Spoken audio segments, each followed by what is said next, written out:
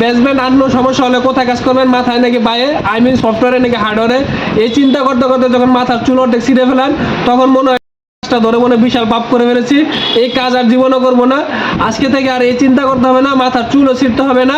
কারণ আজকে আপনাদের সাথে শেয়ার করবো মাত্র 1 মিনিটের ভিতরে কিভাবে বুঝবেন বেসমেন্ট সফটওয়্যার থেকে সমস্যা নাকি হার্ডওয়্যার থেকে সমস্যা, কোথায় আপনাকে কাজ করতে হবে, কোথায় কাজ করলে সফলতা আসবে।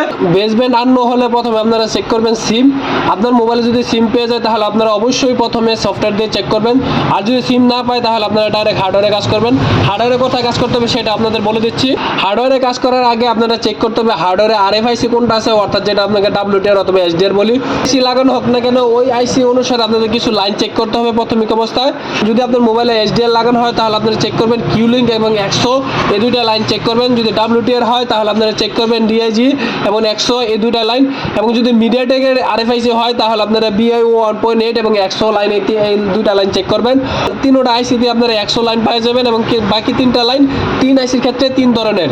এই লাইনগুলো চেক করার পরও যদি আপনাদের লাইনগুলো ঠিক থাকে তাহলে আপনারা ডাইরেক্ট আরএফআইসি এটা চেক করে চেঞ্জ করে দিবেন। খুব সংক্ষিপ্ত আকারে একটি ইম্পর্টেন্ট তথ্য দেওয়ার চেষ্টা করলাম। ভিডিওটা ভালো লাগলে অবশ্যই নিজের অলে শেয়ার দিয়ে রাখবেন।